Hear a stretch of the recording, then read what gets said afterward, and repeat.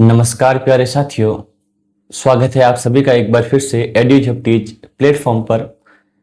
अब तक हमने राज्य के नीति निर्देशक तत्वों के बारे में पढ़ा कि इसका उल्लेख कौन से भाग में है, कौन से अनुच्छेद में कौन सा नीति निर्देशक तत्व वर्णित है, वो सारा हमने देखा। अब हम निर्देशक तत्वों के अंदर किस प्रकार के प्रश्न बनते हैं उन प्रश्नों के बारे में चर्चा करेंगे। ये प्रश्न आपके लिए काफी कारगर साबित हो सकते हैं आपकी प्रैक्टिस के लिए।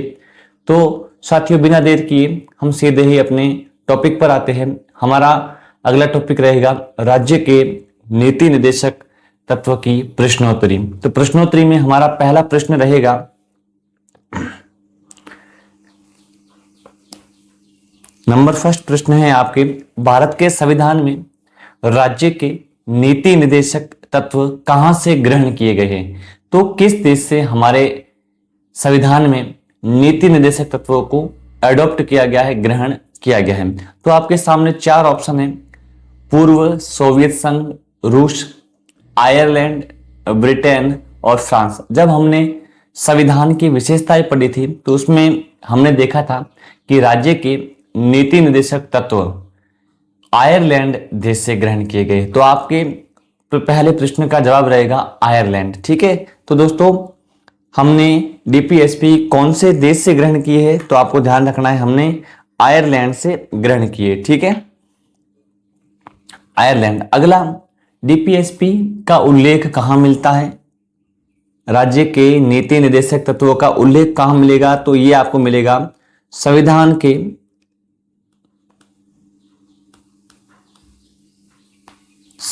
के भाग 4, संविधान के भाग 4 में इसका वर्णन मिलता है। अगली बात, अनुच्छेद कौन से? तो अनुच्छेद पूछे आपसे तो आपको अनुच्छेद ध्यान रखने हैं। अनुच्छेद 36 से लगाकर अनुच्छेद 51 तक भारत के संविधान में राज्य के नीति निर्देशक तत्वों का वर्णन देखने को मिलता है। तो पहला सवाल, भारत के संविधान में राज्य के नीति निर्देशक तत्व कौन से देश से ग्रहण किए गए हैं? तो उसका आंसर दोस्तों रहेगा आयरलैंड। आपको क्या बताना है? आयरलैंड देश से ही आपके राज्य के नीति निर्देशक तत्व ग्रहण किए गए। अगला सवाल, सवाल नंबर 2 रहेगा, भारतीय संविधान के किस अनुच्छेद में राज्य के नीति निर्देशक तत्वों का उल्लेख है? तो हमने पहली क्लास में देखा था कि डीपीएसपी का वर्णन कौन से भाग और कौन से अनुच्छेद में है? तो ऑप्शन ए है इसमें अनुच्छेद 33 से 46, ऑप्शन बी है अनुच्छेद 34 से लगाकर 48 तक, अनुच्छेद 36 से 51 और अनुच्छेद 34 से 52 तक। तो अभी हमने देखा लास्ट प्रश्न में, तो पहला, दूसरा, तीसरा या चौथा, इनमें से कौन सा ऑप्शन सही रहेगा जिसमें आपको डीपीएसपी का वर्णन देखने को मिलता है? तो हमने देखा था कि संविधान के भाग संख्या 4 में अनुच्छेद 36 से लगाकर अनुच्छेद 51 तक राज्य के नीति निर्देशक तत्वों का वर्णन देखने को मिलता है। तो इस प्रकार से इस प्रश्न का आंसर सी सही रहेगा। अनुच्छेद 36 से लगाकर अनुच्छेद 51, ऑप्शन सी सही रहेगा। अभी हमने इससे पहले वाले प्रश्न में चर्चा की, संविधान का भाग 4 और अनुच्छेद 36 से 51 तक ये सवाल आ सकता है कि डीपीएसपी या निर्देशक तत्वों का वर्णन कहाँ है? संविधान का भाग 4 अनुच्छेद 36 से 51, भाग 3 12 से 35, ऐसे करके थोड़ा अनुच्छेदों में फेरबदल करके सवाल देखने को मिल सकता है। तो दूसरे सवाल का आंसर रहेगा आपके ऑप्शन सी। दोस्तों तीसरा सवाल आपके सामने है, राज्य के नीति निर्देशक तत्वों में निम्नलिखित में से किन किन प्रकार के सिद्धांत अंतर्निहित है? हमने देखा था कि डीपीएसपी के अंदर कुछ सिद्धांतों का वर्णन मिलता है, उन सिद्धांतों के आधार पर ही डीपीएसपी का निर्माण किया गया है। तो पहला सिद्धांत है आर्थिक सिद्धांत, दूसरा है सामाजिक सिद्धांत और तीसरा है राजनीतिक सिद्धांत। तो ये तीनों सिद्धांत हमने पढ़े थे प्रस्तावना के अंदर, सामाजिक, आर्थिक और राजनीतिक न्याय, और इसका वर्णन हमें कहाँ मिलता है? डीपीएसपी के अंदर भी मिलता है। तो इन तीनों सिद्धांतों का ही वर्णन आपको कहाँ देखने को मिल जाएगा? आपको डीपीएसपी यानी निर्देशक तत्वों के अंदर आर्थिक सिद्धांत भी मिल जाएंगे, उसके बाद सामाजिक सिद्धांत भी मिल जाएंगे और साथ ही साथ आपको राजनीतिक सिद्धांत भी मिल जाएंगे। तो इसका आंसर रहेगा आपके उपर्युक्त सभी। आपको एक ध्यान रखना है, आर्थिक सिद्धांत, राजनीतिक सिद्धांत और सामाजिक सिद्धांत, इन तीनों का ही वर्णन आपको पहले तो प्रस्तावना में मिला, प्रस्तावना के बाद अगर पूछे तो आपके सामने आएगा नीति निर्देशक तत्व। ठीक है, उसमें आपके उसका उल्लेख किया गया है आपके प्रस्तावना में और उसका वर्णन आपको डीपीएसपी के अंदर देखने को मिलता है। इस प्रकार से राज्य के नीति निर्देशक तत्वों में आर्थिक सिद्धांत, सामाजिक सिद्धांत और राजनीतिक सिद्धांत अंतर्निहित है। ठीक है, सवाल नंबर 4 रहेगा आपके लिए, निम्नलिखित में से किसने नीति निर्देशक सिद्धांतों को बैंक की सुविधा के अनुसार देय उत्तर दिनांकित चेक कहा है? यानी डीपीएसपी को किसने कहा है कि यह बैंक की सुविधा के अनुसार, क्या है ये, बैंक की सुविधा के अनुसार देय उत्तर दिनांकित चेक है। यानी बैंक की मर्जी पड़े तो वो पे आउट कर सकती है और उसकी मर्जी नहीं है तो वो पे ना करे। तो ऐसा कहने वाला कौन है? तो ऑप्शन ए है एच.वी. कामत। मैंने आपको 5-6 कोटेशन बताई थी विभिन्न विद्वानों की जिन्होंने डीपीएसपी के बारे में कुछ ना कुछ कथन कहे हैं। तो उनमें से वह विद्वान कौन सा है जिसने इसको उत्तर दिनांकित चेक कहा है? तो एच.वी. कामत, इसका उल्लेख हमने नहीं किया था उन 6 परिभाषाओं में। ए.के. अय्यर, इनका भी नहीं है। दूसरा है तीसरा ऑप्शन है के.टी. शाह, तो यह ऑप्शन आपके सही रहेगा। के.टी. शाह के द्वारा नीति निर्देशक तत्वों को बैंक की सुविधा के अनुसार देय उत्तर दिनांकित चेक कहा गया, तो इसका ऑप्शन आपके सी रहेगा। और एच कुंजरू, हरदेनाथ कुंजरू भी इसका ऑप्शन नहीं है। तो इस प्रकार से आपके ऑप्शन सी सही रहेगा कि निर्देशक तत्वों को बैंक की सुविधा के अनुसार देय उत्तर दिनांकित चेक के.टी. शाह के द्वारा कहा गया है। अगला सवाल आता है आपके लिए, सवाल नंबर 5, भारत के संविधान का कौन सा अंग समाजवादी व्यवस्था स्थापित करता है? अब हमने जो पढ़ा है ना उसमें से आपको बताना है कि संविधान की प्रस्तावना के अंदर वह कौन सा भाग है जिससे हमें पता चलता है कि वह भारत में समाजवादी व्यवस्था की स्थापना करता है। तो 4 ऑप्शन है, निर्देशक सिद्धांत, मूल अधिकार, नागरिकता और मूल कर्तव्य। देखो, मूल अधिकार सामाजिक व्यवस्था की स्थापना नहीं करते, नागरिकता में तो नागरिकता संबंधी प्रावधान है और कर्तव्य भी ऐसा नहीं करते। जो हमने अभी भाग पढ़ा है राज्य के नीति निर्देशक सिद्धांत, वह भारत में समाजवादी व्यवस्था की स्थापना करते। इस प्रकार से आपके ऑप्शन संख्या ए सही रहेगा 5वें सवाल का। राज्य के नीति निर्देशक सिद्धांत भारत में समाजवादी व्यवस्था स्थापित करने के लिए प्रेरणा प्रदान करते हैं। सवाल नंबर 6 रहेगा दोस्तों आपके लिए, निर्देशक सिद्धांत है। अब 4 ऑप्शन है, इसमें से आपको बताना है कि इस पर कौन सा वर्ड सेट होता है, कौन सा शब्द सेट होता है।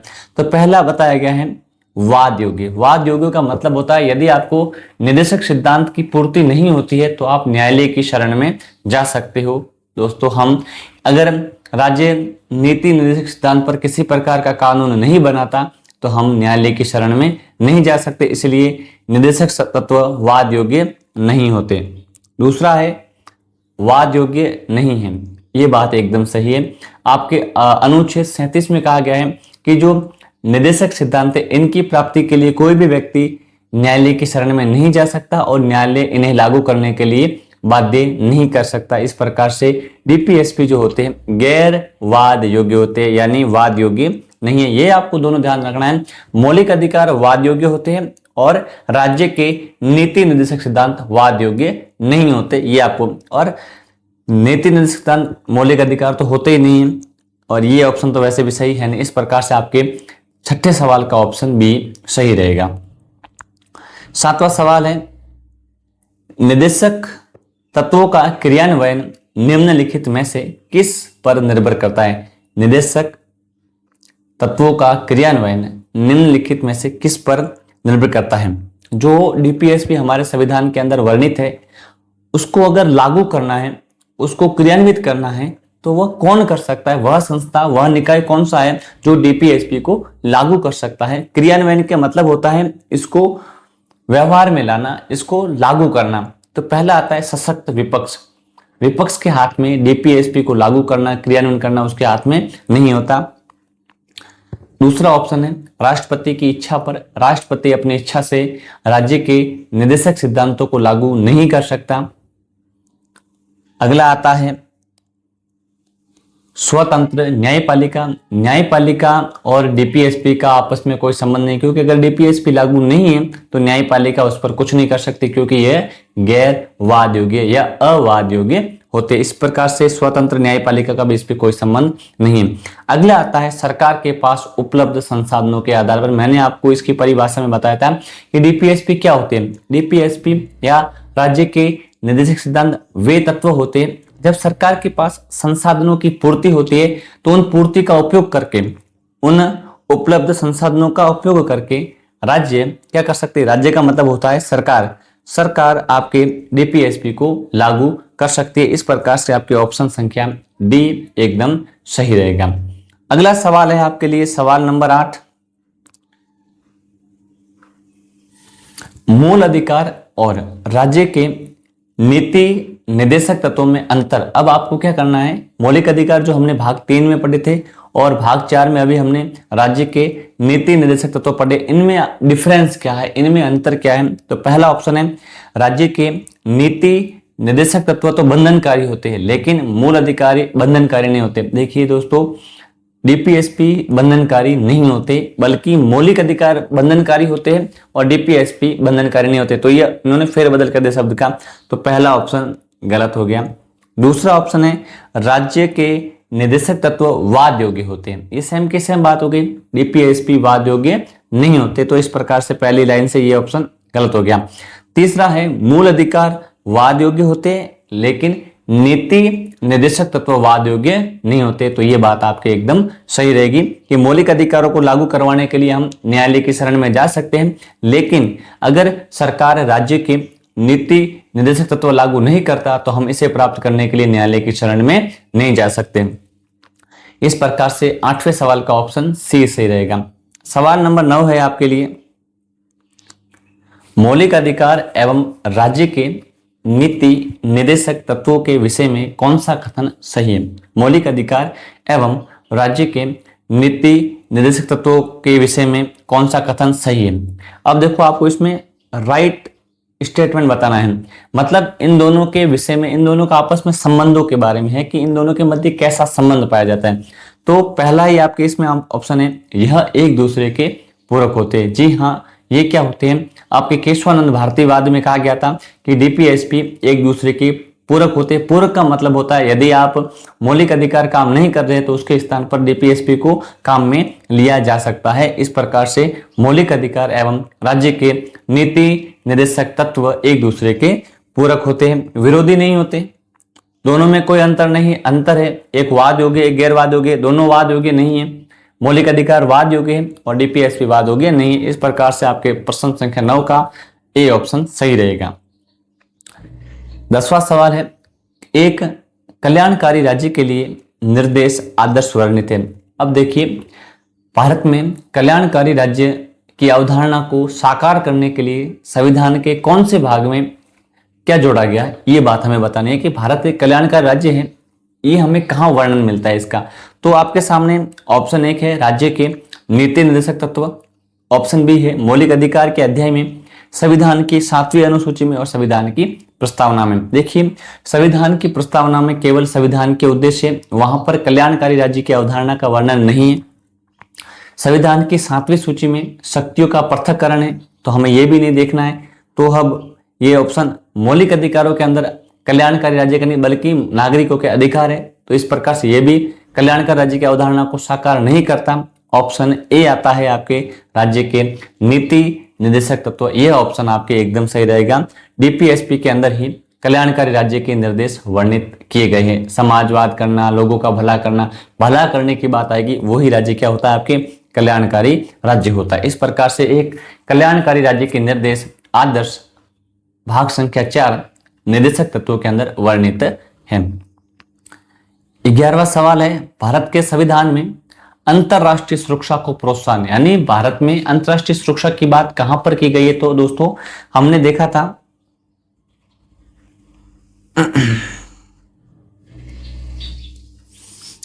था जो आपने ये अंतरराष्ट्रीय सुरक्षा की बात करी है, इसका उल्लेख हमें कहां मिलता है?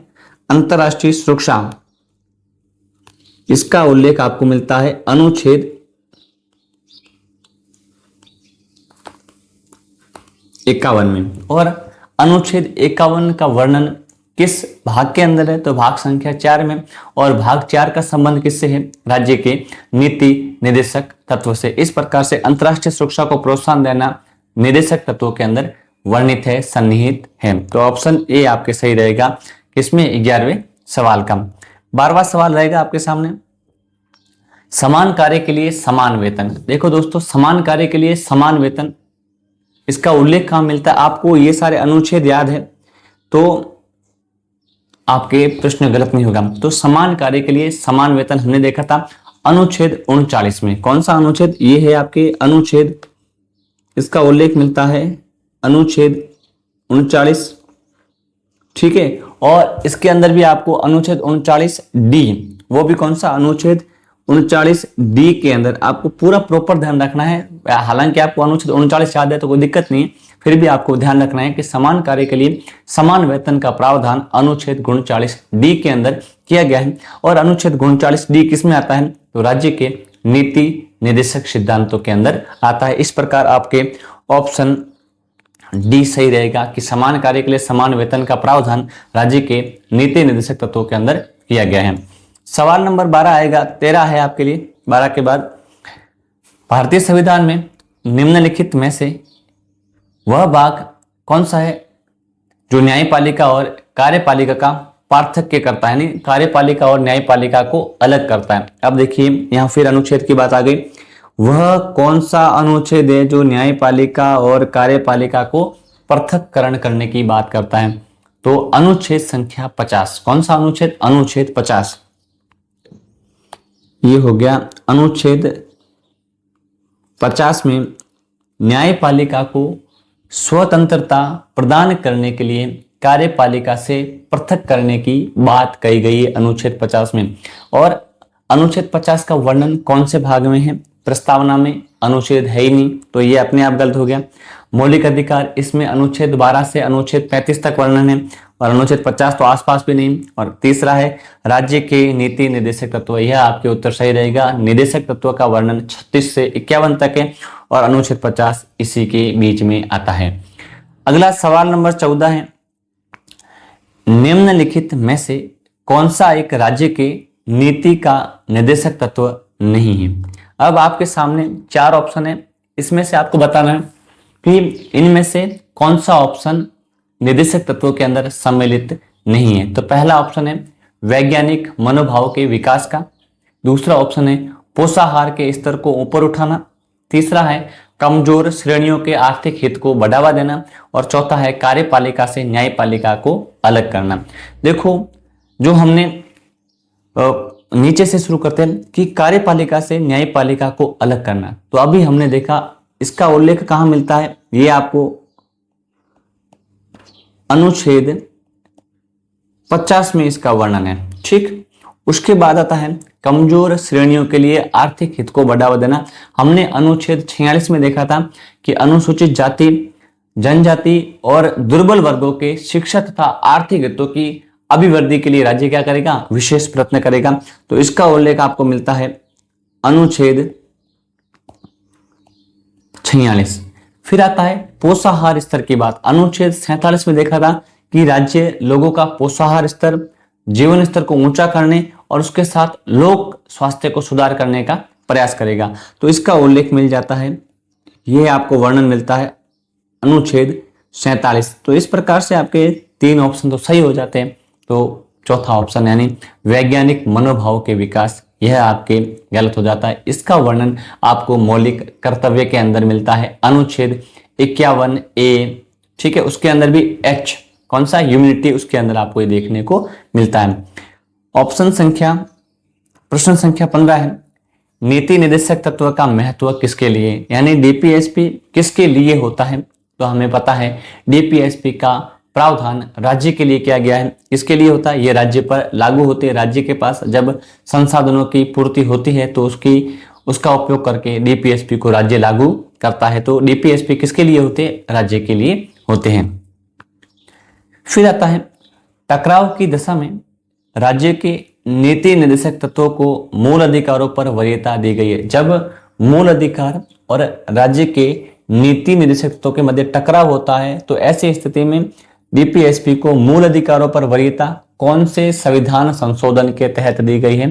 तो हमने देखा था एक संविधान संशोधन होता है 42वां संविधान संशोधन 1976, उसके द्वारा आपको डीपीएसपी और मौलिक अधिकारों में टकराव की स्थिति में डीपीएसपी को मौलिक अधिकार पर वरीयता दी गई। तो आपके 42वां संविधान संशोधन 42वां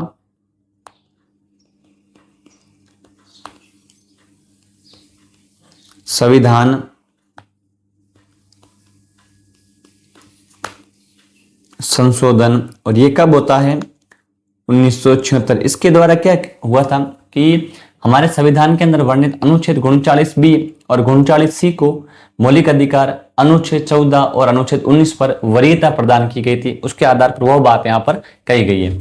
ठीक है, उसके बाद आपके आता है 17वां सवाल, भारतीय संविधान के निम्नलिखित अनुच्छेदों में से कौन सा अनुच्छेद राज्य सरकारों को ग्राम पंचायत गठित करने के लिए निर्देश देता है? यानी कौन सा अनुच्छेद है जिसमें ग्राम पंचायतों के गठन की बात की गई? प्रश्न बहुत बड़ा है लेकिन इसका आंसर छोटा है कि ग्राम पंचायतों की स्थापना का उल्लेख कौन से डीपीएसपी के अंदर किया गया है? तो हमने देखा था अनुच्छेद 32 में डीपीएसपी है ही नहीं, इसमें तो संवैधानिक उपचारों का अधिकार है, ये नहीं चाहिए। अनुच्छेद 40 में क्या मिलता है कि राज्य ग्राम पंचायतों की स्थापना के लिए प्रावधान करेगा, तो ऑप्शन आपके बी सही है। अनुच्छेद 48 में क्या है? कृषि एवं पशुपालन, और अनुच्छेद 51 में अंतर्राष्ट्रीय शांति और सुरक्षा का प्रावधान किया गया। इस प्रकार से अपने ग्राम पंचायतों का गठन अनुच्छेद 40 में किसका उल्लेख है? ग्राम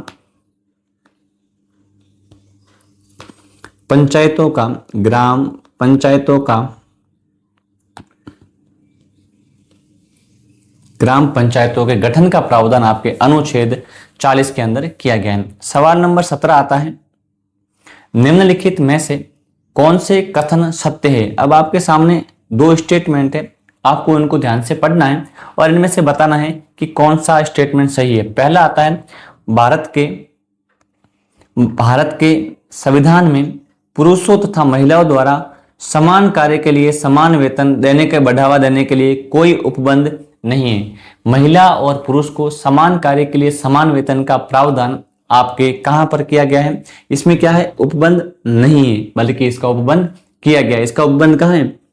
इसका उपबंध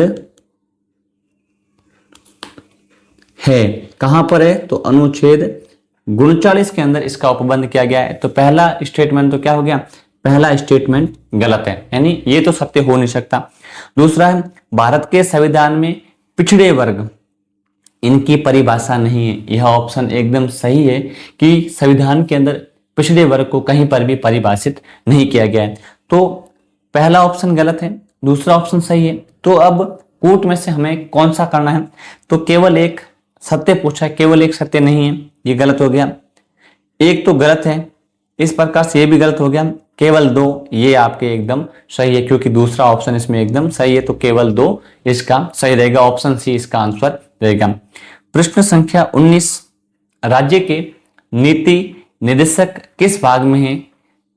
यानी भारत के संविधान में नीति निर्देशक तत्वों का उल्लेख किस भाग में किया गया है? तो हमें पता है संविधान के भाग संख्या 4 के अंदर। कौन सा भाग? संविधान के भाग संख्या 4 में डीपीएसपी का वर्णन देखने को मिलता है। अनुच्छेद प्रश्न संख्या 20, वही निम्नलिखित में से कौन से राज्य के नीति निर्देशक तत्वों में शामिल है? दो तथ्य दिए गए, उन तथ्यों में जानना है कि डीपीएसपी के अंदर कौन सा शामिल है और कौन सा नहीं है। तो पहला कथन है मानव के दुर्व्यापार और बालाश्रम का प्रतिनिषेध। तो दूसरा ऑप्शन है मादक पेय और स्वास्थ्य के लिए हानिकारक औषधियों के औषधीय प्रयोजन से भिन्न उपयोग का प्रतिषेध।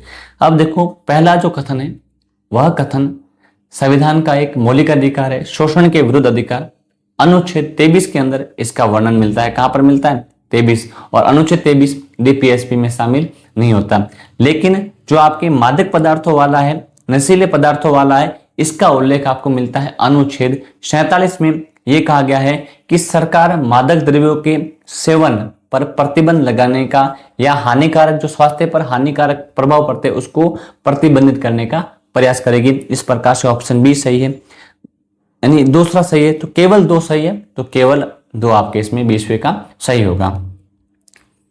प्रश्न संख्या 21, मूलभूत संविधान में कौन से भाग में राज्य लोक कल्याण की संकल्पना सम्मिलित की गई है? यानी संविधान का वह कौन सा भाग है जो राज्य को लोक कल्याण के रूप में परिभाषित करता है? तो हमने ये अभी देखा है, हमारे संविधान का भाग संख्या 4 राज्य के नीति निर्देशक तत्व भारत को एक लोक कल्याणकारी राज्य के रूप में परिभाषित करते हैं। तो 21वें का ऑप्शन डी सही रहेगा। निम्नलिखित में से राज्य के नीति निर्देशक तत्वों में क्या शामिल है जो मूल अधिकारों में नहीं है? ठीक है, अब आपके सामने ये ऑप्शन है, इनमें से आपको एक बताना है, यानी वे भाग जो डीपीएसपी में शामिल है लेकिन मौलिक अधिकारों में नहीं है। यानी 3 कथन मौलिक अधिकार के और एक कथन आपके राज्य के नीति निर्देशक तत्वों का है। तो धर्म की स्वतंत्रता एक मौलिक अधिकार है, तो ये डीपीएसपी में शामिल नहीं है। आने जाने की फ्रीडम, स्वतंत्रता, ये भी एक स्वतंत्रता का मौलिक अधिकार है।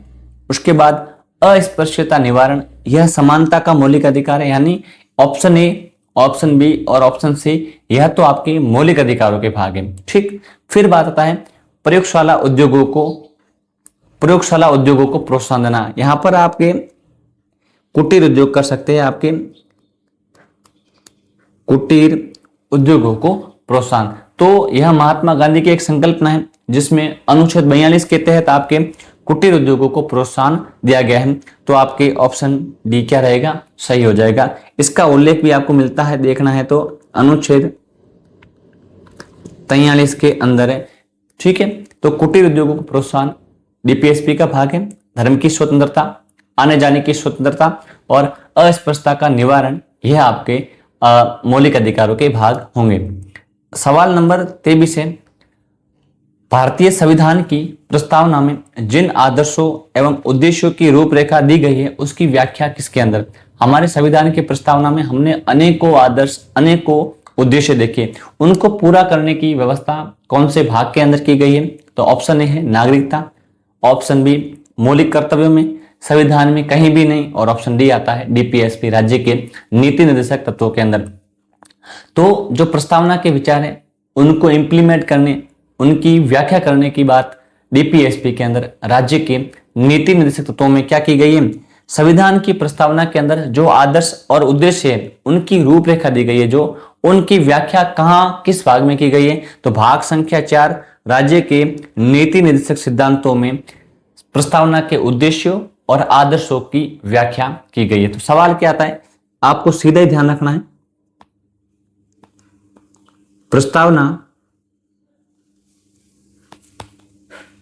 प्रस्तावना के उद्देश्यों एवं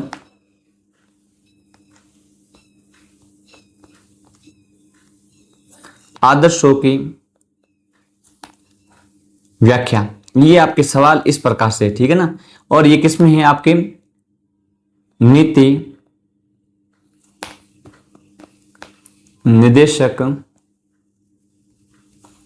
निर्देशक तत्वों के अंदर प्रस्तावना के उद्देश्यों और आदर्शों की व्याख्या की गई है। सवाल नंबर 24, राज्य के नीति निर्देशक तत्वों के संदर्भ में कौन सा कथन असत्य है? अब देखो सत्य तो आता है, लेकिन अब आपको बताना है, आपके सामने स्टेटमेंट होगा और उसमें आपको फाइंड करना है कि उन कथनों में से कौन सा कथन या कौन से कथन असत्य है। तो पहला है डीपीएसपी के बारे में है, तो पहला है यह शासन के मूल्यांकन का आधार होते। डीपीएसपी क्या होते हैं? शासन के मूल्यांकन के आधार होते, शासन के मूल में डीपीएसपी होते। दूसरा है इन पर कोई प्रतिबंध नहीं है, आप डीपीएसपी को लागू करने के लिए न्यायालय की शरण में नहीं जा सकते, इस पर कोई प्रतिबंध नहीं है, राज्य की इच्छा पर निर्भर है। और उसके बाद है यह राज्य के लिए होते। इस प्रकार से ये तीनों ही कथन क्या है आपके एकदम सही है। तो केवल 2, सारे ऑप्शन ही सही है। तो इनमें से क्या आएगा? उपरोक्त में से कोई भी कथन क्या नहीं है? असत्य नहीं है, यानी सारे के सारे ऑप्शन क्या है आपके एकदम सही है। तो यहां पर आपको कंफ्यूजन में नहीं आना है। अगर यहां पर लिखा है उपरोक्त में से कोई नहीं, इसका मतलब है उपरोक्त में से कोई भी कथन असत्य नहीं है। क्या पूछा है? असत्य कथन कौन सा है, और ऑप्शन में क्या है? उपरोक्त में से कोई नहीं। तो उपरोक्त में से कोई भी कथन असत्य नहीं है, यानी सारे के सारे ऑप्शन क्या है आपके एकदम सही है। सवाल नंबर 25 आता है, निम्नलिखित में से नीति निर्देशक तत्वों का मुख्य उद्देश्य क्या है? डीपीएसपी का मुख्य उद्देश्य क्या है? यह सवाल आपके लिए थोड़ा सा इंपॉर्टेंट बनता है कि डीपीएसपी को संविधान में शामिल करने के पीछे पर्पज क्या था। ठीक है, तो पहला है जनता के नैतिक स्तर को ऊंचा उठाना, दूसरा है देश में पुलिस राज्य स्थापित करना, तीसरा है देश में राजनीतिक लोकतंत्र की स्थापना करना, और चौथा है देश में सामाजिक व आर्थिक लोकतंत्र की स्थापना करना। तो देखिए ऑप्शन ए में है जनता के नैतिक स्तर को ऊंचा उठाना। इसके लिए पहली बात तो डीपीएसपी का संबंध जनता से नहीं होता, गलत हो गया। ठीक है, जनता के लिए होते हैं मौलिक कर्तव्य। ठीक, उसके बाद देश में पुलिस राज्य की स्थापना करना, डिक्टेटरशिप लागू करने के लिए डीपीएसपी नहीं, बल्कि इसका संबंध कल्याणकारी राज्य से, और पुलिस राज्य कभी भी कल्याणकारी नहीं होता, तानाशाही राज्य होता है। तो ये आपके ऑप्शन गलत हो गया। देश में राजनीतिक लोकतंत्र, राजनीतिक लोकतंत्र नहीं है अपने भारत के अंदर, सामाजिक और आर्थिक लोकतंत्र की स्थापना करने के लिए राज्य के नीति निर्देशक तत्वों को संविधान में शामिल किया है। तो डीपीएसपी का मुख्य उद्देश्य क्या है? देश में सामाजिक और आर्थिक लोकतंत्र की स्थापना करना इसका प्रमुख उद्देश्य। ऑप्शन संख्या आपके डी एकदम सही हो जाएगा। प्रश्न संख्या 26 है, राज्य के नीति निर्देशक तत्वों के संदर्भ में निम्नलिखित में से कौन से कथन सत्य हैं? ठीक है, आपको सत्य कथन बताने हैं। तो पहला कथन है आपके सामने, यह प्रावधान आयरलैंड के संविधान से लिए गए हैं। ठीक है, दूसरा है यानी आयरलैंड के संविधान से, तो डीपीएसपी कहां से लिए गए? आयरलैंड के, तो ये आपके सही हो गया। इनका प्रावधान भाग 4A, तो राज्य के नीति निर्देशक तत्वों का उल्लेख भाग 4A में नहीं है। इसका कहां उल्लेख है? इसका उल्लेख है भाग 4 में, इसका सिर्फ भाग 4 है, भाग 4A में मौलिक कर्तव्य का उल्लेख है। तीसरा ऑप्शन क्या है? यह कल्याणकारी राज्य के आदर्श की घोषणा करते हैं, तो डीपीएसपी के अंदर कल्याणकारी राज्य की घोषणा करी गई है, तो यह भी आपके सही होगा। इस प्रकार से ऑप्शन ए और ऑप्शन 3 सही है। तो केवल 2, ये तो गलत ही है, 2 जहां दिख रहा है वो सारे गलत हो गए। ठीक है, ये भी गलत हो गया, ये भी गलत हो गया, क्योंकि 2 तो है ही नहीं सही, तो केवल 1 और 3, सी ऑप्शन इसका सही रहेगा। प्रश्न संख्या 27 है, भारतीय संविधान के भाग 4 में उल्लेखित राज्य के नीति निर्देशक तत्वों में वर्णित निम्नलिखित में से कौन सा अनुच्छेद शिक्षा से संबंधित नहीं है? आपको बताना है। हमने जो अनुच्छेद 38 से लगाकर अनुच्छेद 51 तक जो भी राज्य के नीति निर्देशक तत्व पढ़े हैं, उनमें से काफी ऐसे अनुच्छेद है जिसमें शिक्षा शब्द का उल्लेख है, और ऐसे अनुच्छेद 3 हैं। ऐसे 3 अनुच्छेद है जहां पर शिक्षा शब्द का वर्णन किया गया है, और वो कौन से है? और आपको एक फाइंड करना है जिसमें शिक्षा शब्द का उल्लेख नहीं है। अनुच्छेद 38, अनुच्छेद 41, अनुच्छेद 45 और अनुच्छेद 46।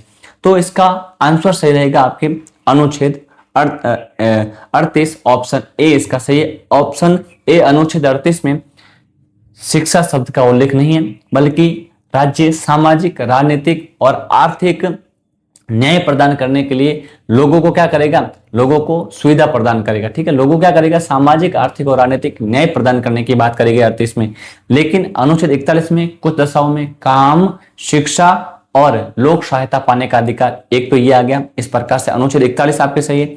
अनुच्छेद 45 6 वर्ष से कम आयु के बच्चों के लिए निःशुल्क और अनिवार्य शिक्षा की व्यवस्था करेगा, कौन? राज्य करेगा। और अनुच्छेद 46 में है अनुसूचित जाति, अनुसूचित जनजाति एवं अन्य दुर्बल वर्गों के लिए शिक्षा व अर्थ संबंधी हितों की अभिवृद्धि राज्य करेगा। इस प्रकार से आपके अनुच्छेद 41, अनुच्छेद 45 और अनुच्छेद 46 का संबंध शिक्षा से, तो ये आपके लिए थोड़ा वेरी मोस्ट इंपोर्टेंट बन जाता है। ठीक है, एक बार देख लेते हैं अनुच्छेद 41 में क्या है। अनुच्छेद 41 में है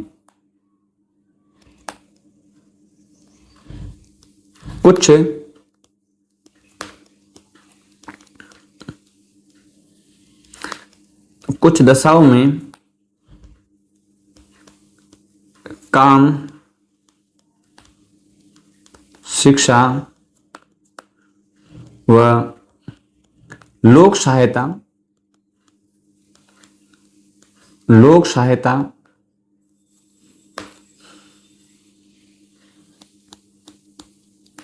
पाने का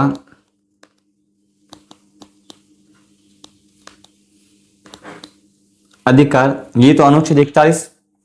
उसके बाद आपके अनुच्छेद 45 में है 6 वर्ष से कम आयु के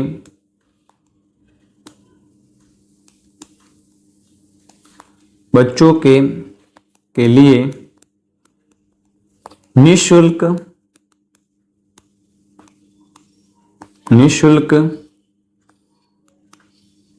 एवं अनिवार्य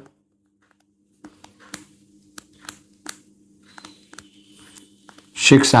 ठीक है, 6 वर्ष से कम आयु वर्ग के बच्चों के लिए निःशुल्क और अनिवार्य शिक्षा का प्रावधान है। अब अगला आता है अनुच्छेद 46 में क्या है, तो अनुच्छेद 46 में अनुसूचित जाति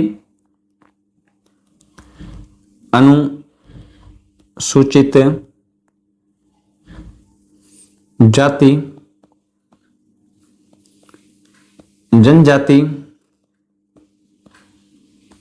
तथा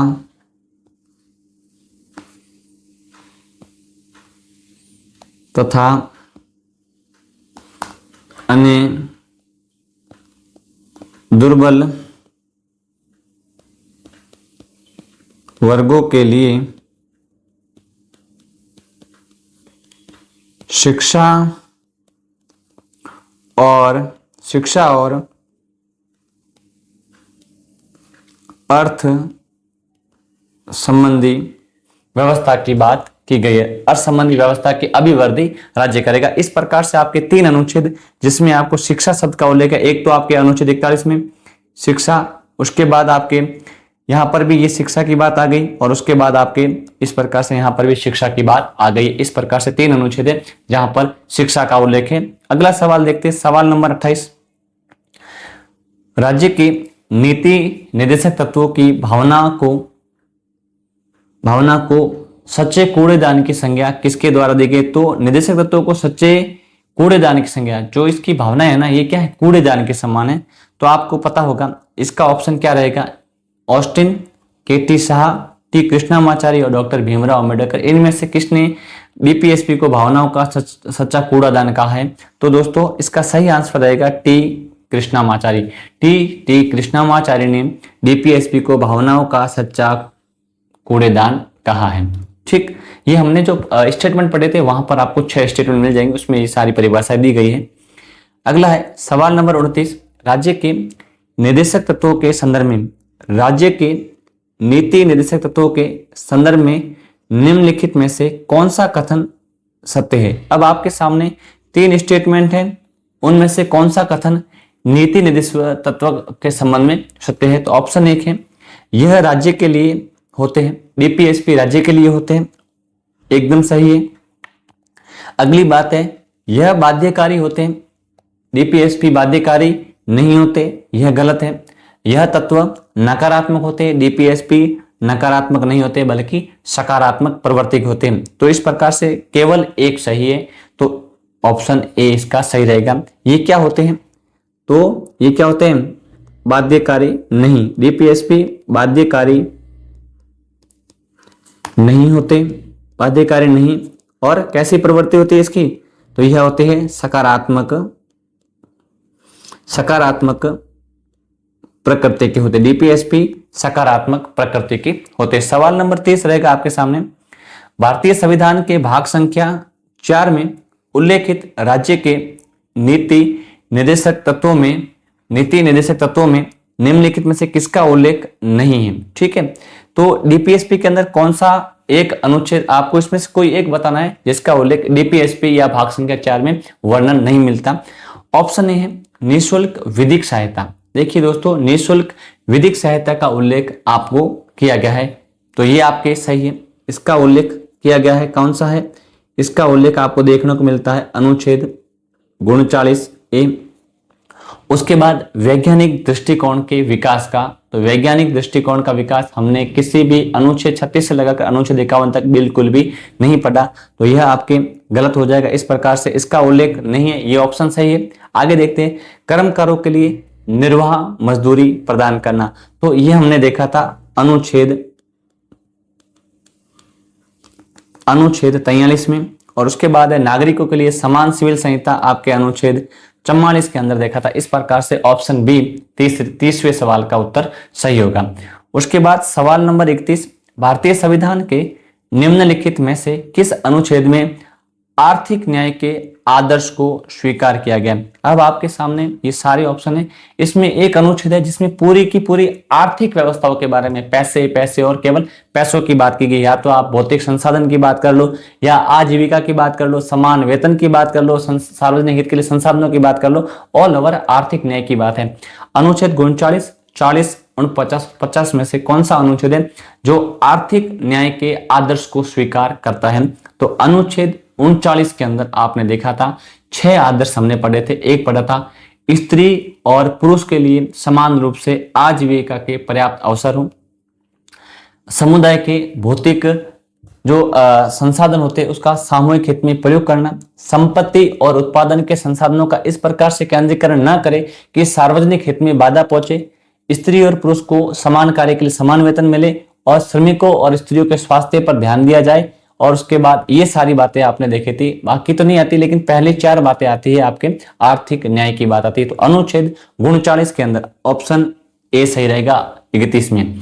ठीक, उसके बाद आता है सवाल नंबर 32, निम्नलिखित में से कौन सा राज्य नीति निर्देशक तत्व मूल अधिकार द्वारा प्रदान नहीं किया गया, यानी निम्नलिखित में से कौन सा निर्देशक तत्व मूल अधिकार द्वारा नहीं प्रदान किया गया था। ठीक है, तो ऑप्शन ए आता है नागरिकों का प्राण एवं देहिक स्वतंत्रता का अधिकार, ऑप्शन बी नागरिकों के लिए समान सिविल संहिता, ऑप्शन सी गाय एवं बैलों को काटने पर रोक, ऑप्शन डी निःशुल्क विधिक सहायता। यानी इनमें से वह कौन सा स्टेटमेंट है, कौन सा कथन है जो मूल अधिकार है लेकिन डीपीएसपी नहीं है। तो आप देखोगे नागरिकों को प्राण एवं दैहिक स्वतंत्रता यह एक प्रकार का मूल अधिकार है, और बाकी सारे आपके क्या है, राज्य के नीति निर्देशक तत्वों के अंदर शामिल आते हैं। सवाल आता है निम्न में से कौन से कथन डीपीएसपी के भाग है, A B C, A B C D सारे। तो इस प्रकार से सवाल आते हैं। इसमें से आपको वैसे सवाल आते हैं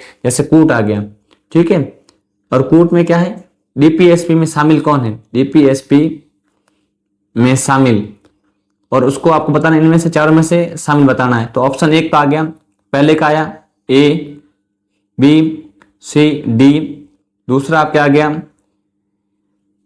ए सी डी, तीसरा आ गया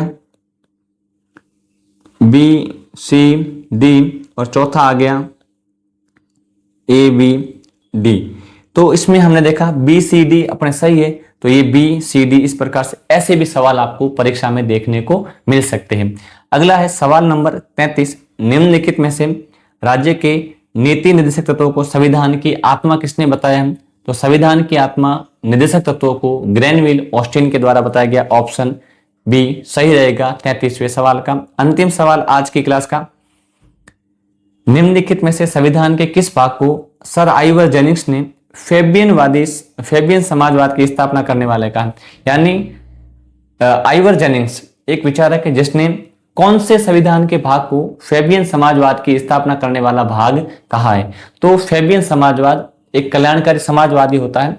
तो संविधान का भाग संख्या 4, सर आइवर जेनिंग्स ने संविधान के भाग संख्या 4 को फेबियन समाजवाद की स्थापना करने वाला कहा है। इसमें आपको बस इतना ही ध्यान रखना है कि आइवर जेनिंग ने फेबियन समाजवाद की स्थापना करने वाला किससे कहा है, तो भाग 4 राज्य के नीति निर्देशक तत्वों को कहा। इस प्रकार से दोस्तों आज हमारी नीति निर्देशक से तत्वों से संबंधित क्लास संपूर्ण होती है। धन्यवाद दोस्तों, आप चैनल को लाइक करें, सब्सक्राइब करें और अपने अधिक से अधिक दोस्तों के साथ साझा करें। अगली क्लास में हम देखते हैं हमारी केंद्र सरकार, उसके बारे में हम चर्चा शुरू करें। केंद्र सरकार में राष्ट्रपति पढ़ेंगे, प्रधानमंत्री है, संसद है, न्यायालय, उन सब के बारे में हम अगली क्लास में चर्चा करेंगे। धन्यवाद दोस्तों, मिलते हैं।